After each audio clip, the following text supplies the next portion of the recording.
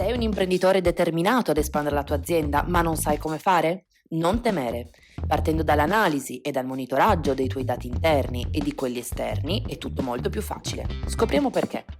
Se ti dicessimo che aumentare il fatturato del 33% in poco tempo può essere facile, cosa penseresti? Probabilmente che siamo impazziti. In realtà, se guardiamo con occhi data driven, ossia se partiamo dall'analisi dei tuoi dati interni e anche da quelli esterni, non è poi così difficile. Per aumentare il fatturato, infatti, ti basta conoscere questa formula. Fatturato uguale numero di clienti per carrello medio per numero di riordini dello stesso cliente. Esatto, proprio così. Ma chiariamo subito una cosa però, questa non è una formula magica. Come ti abbiamo appena detto, infatti, se non hai controllo dei dati del tuo business, conoscere questa equazione servirà poco o nulla. Se non misuri, non puoi controllare e non saprai mai cosa succede, non saprai mai dove intervenire. Ad esempio, con quanti clienti fai l'80% del fatturato? Quanto vale mediamente un tuo cliente? Quanti clienti sono sotto questo valore medio?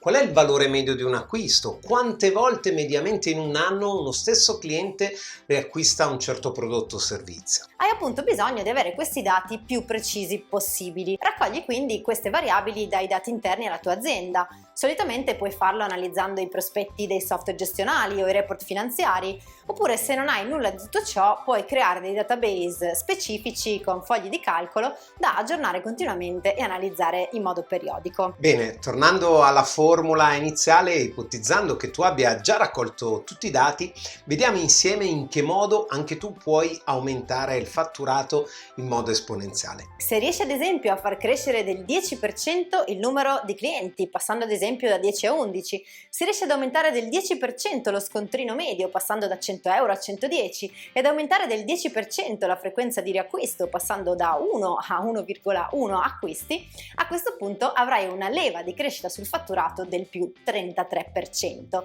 Come vedi, focalizzandoti sulle singole variabili sei molto più efficace e hai il controllo delle azioni che puoi fare per ottenere degli obiettivi del tutto raggiungibili. E se poi anziché del 10% riuscissi ad aumentare le singole variabili, ad esempio del 20%, avresti un aumento di fatturato di quasi il 73%.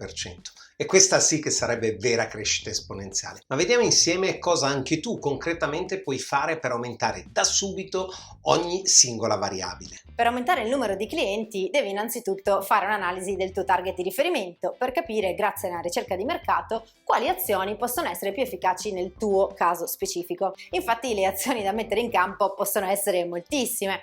Puoi innanzitutto lanciare una campagna di lead generation tramite i social media, scegliendo però quelli più adatti al tuo target, proponendo un contenuto da scaricare che sia ovviamente di loro interesse. A questo punto avrai una lista di potenziali clienti a cui inviare email con promozioni e campagne. Puoi quindi lanciare un programma referral per spingere i clienti soddisfatti a portarne altri, oppure puoi registrarti su piattaforme di affiliation marketing per far sì che altri marketer vogliano promuovere i tuoi prodotti in cambio di una percentuale sulla vendita. Puoi quindi collaborare con dei tuoi partner che non siano ovviamente in concorrenza con te per raggiungere i loro contatti e i loro clienti, attività detta in gergo Other People Network.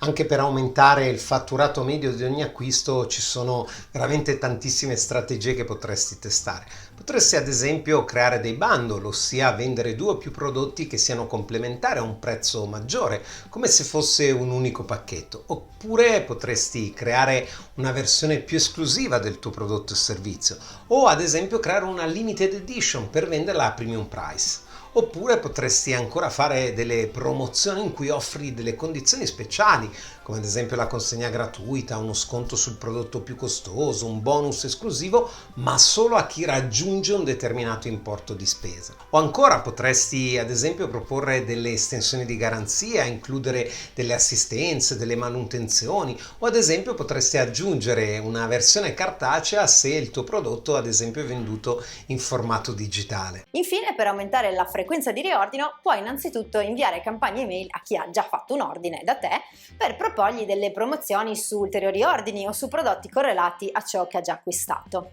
Potresti anche creare dei programmi fidelizzazione a punti con premi o scontistiche in base al volume di acquisto, oppure direttamente modificare il modello di business introducendo delle sottoscrizioni o membership ricorsive per spingere gli utenti a ordinare i prodotti nel tempo. Come vedi, quindi è fondamentale avere il pieno controllo di tutti i dati rilevanti sul tuo business. Devi ovviamente conoscere sia i numeri esterni, quelli relativi al mercato, ai trend, ai volumi, devi conoscere ad esempio in anticipo le strategie dei tuoi concorrenti, ma allo stesso tempo devi presidiare i dati interni, devi sapere l'andamento delle tue vendite, le abitudini d'acquisto dei tuoi clienti, monitorare tutti i KPI di processo e di risultato. Bene, ora non ti resta che mettere in pratica. Raccogli i dati delle 3 variabili, identifica tra i consigli che ti abbiamo dato quelli più adatti nel tuo caso e inizia ad aumentare le leve del fatturato, come sempre, in modo data driven. Se ti è piaciuto questo video e vuoi restare sempre aggiornato sul mondo dei big data e del business,